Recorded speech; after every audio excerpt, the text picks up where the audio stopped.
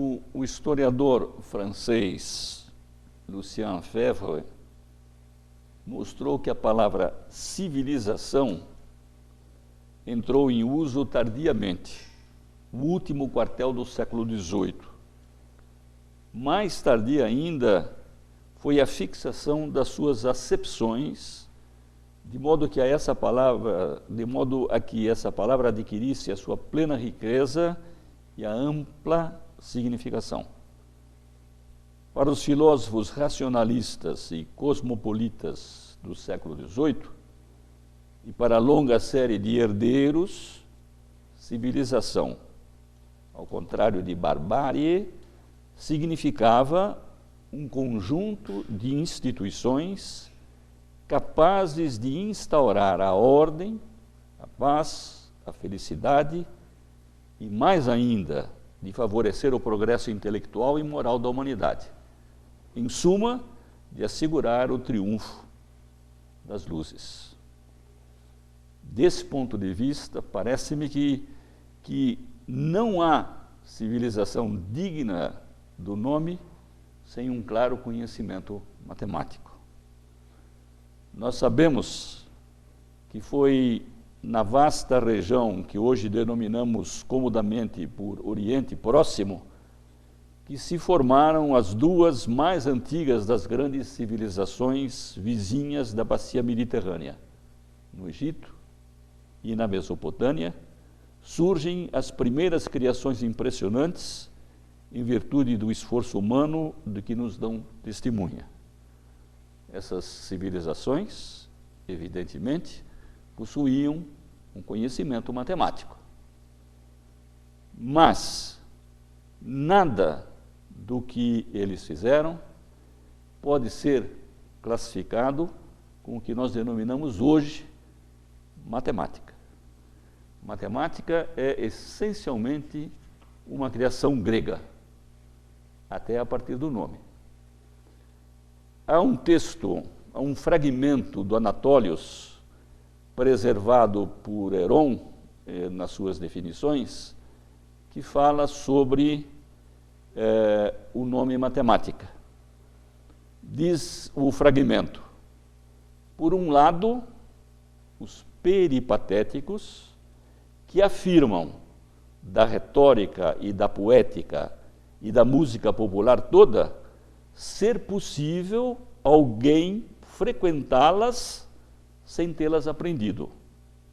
Por outro lado, afirmam ninguém apreender como ciência ou conhecimento as coisas especialmente chamadas matemata, não estando primeiramente engajado no conhecimento dessas coisas. Por isso ser chamado matemática a especulação que supunham sobre essas coisas. De fato, existe no grego clássico um verbo mantano, em grego mantano, transliterando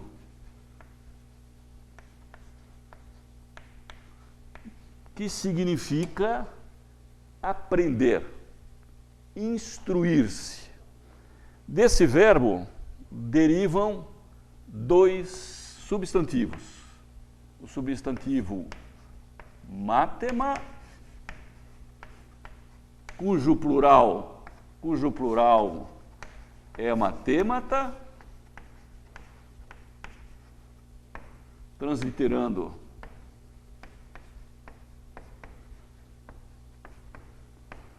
e o substantivo matesis,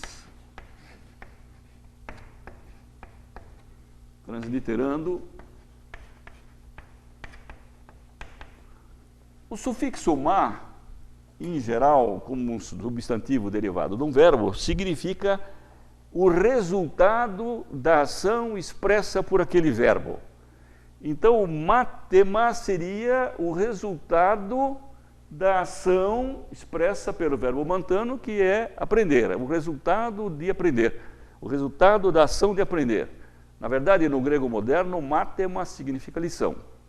E matesis o sufixo cis no substantivo derivado de um verbo significa ação de. Mátesis, ao pé da letra, significa ação de aprender, que também modernamente é traduzido como ciência, conhecimento. Muito bem. Matemata, então, que é o descrito no fragmento que eu acabei de citar, significa o conjunto das coisas aprendidas. Ou seja, para se fazer isso que se chama matemática, eu preciso de um curso de estudo. Ao passo que para retórica, poética, eu posso fazer esse tipo de atividade sem ter feito um curso de estudo. Isso, a palavra matemata, o plural de matema, era usada de um modo geral, mas a partir de um certo instante passou a ser usada só para a matemática. Bom, mas matemata e matemática, como é que essas coisas estão em relação? Acontece que de matema se deriva um adjetivo, matema, cuja forma masculina é matematikos e cuja forma feminina é matematike.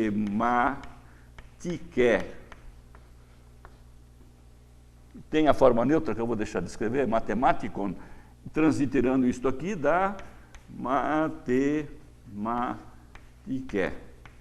Isso é um adjetivo. E o adjetivo era usado na forma feminina, do mesmo modo que gramática, dialéctica. O adjetivo era usado na forma feminina porque depois do adjetivo sempre era usado o substantivo techne,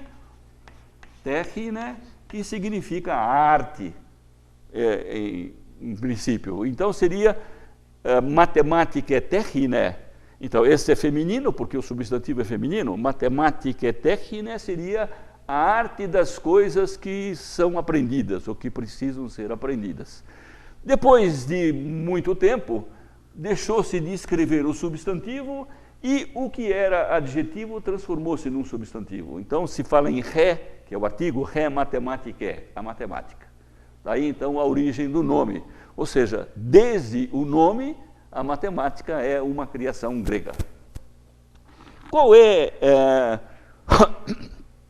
eu digo que o que nós fazemos hoje, o que nós chamamos, o que nós entendemos por matemática hoje, é uma criação grega.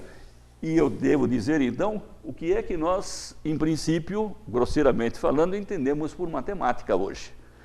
Eu digo que o matemático, quando está fazendo matemática, ele tem duas preocupações em mente. Ele tem a preocupação de definir as suas noções, os seus objetos matemáticos, e tem a preocupação de demonstrar as propriedades referentes a esses objetos matemáticos, a essas noções. Então, há duas operações do espírito que são essenciais na feitura de qualquer teoria matemática. A operação de definir os conceitos e a operação de demonstrar as propriedades desses conceitos. Ora, nós sabemos que definir, delimitar, significa explicar um conceito em termos de outros conceitos já definidos anteriormente. Do mesmo modo que demonstrar uma proposição significa argumentar pela validade dessa proposição, usando as regras válidas de dedução da lógica, a partir de proposições já anteriormente demonstradas. Então, eu defino um conceito a partir de outros conceitos já definidos. Por exemplo, defino o conceito de grupo em termos de monoide e de elemento invertível. Depois defino o monoide em termos de outras coisas anteriores. E assim por diante. Ora, há um problema nesse assim por diante. Como nós não podemos definir tudo, esse assim por diante é que causa exatamente esse problema. A vida é finita, a vida humana é finita, então, e não dá para definir todas as coisas. há duas possíveis soluções para esse problema. Há a solução do dicionário, a famosa solução do círculo vicioso, em que se define um conceito a partir de um segundo, e o segundo a partir do primeiro. Ou seja, do ponto de vista da matemática, ele não está definindo nada. E há a solução do matemático, que aceita alguns conceitos da teoria dele sem definição, que nós vamos chamar dos conceitos primitivos, ou conceitos não definidos, e assume o compromisso de, a partir desses conceitos primitivos, definir todos os demais conceitos que nós vamos chamar de conceitos derivados.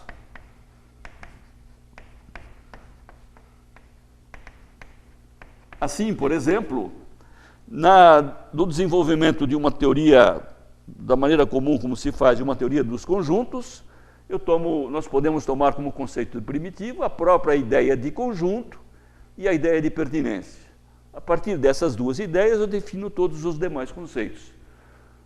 A solução que o matemático dá para demonstrar, também eu não posso demonstrar todas as coisas, não dá para ter um regresso ad eterno. A solução que o matemático dá é equivalente. Ele aceita umas primeiras proposições sem demonstrar, os chamados modernamente de axiomas, e assume o compromisso de, a partir dos axiomas, demonstrar todas as outras proposições, que nós vamos chamar de os teoremas da teoria. Então, todas as teorias matemáticas que se prezam têm essas características. Ela tem os conceitos primitivos, tem os conceitos derivados, os axiomas e os teoremas. Isso é que constitui a arquitetura da matemática.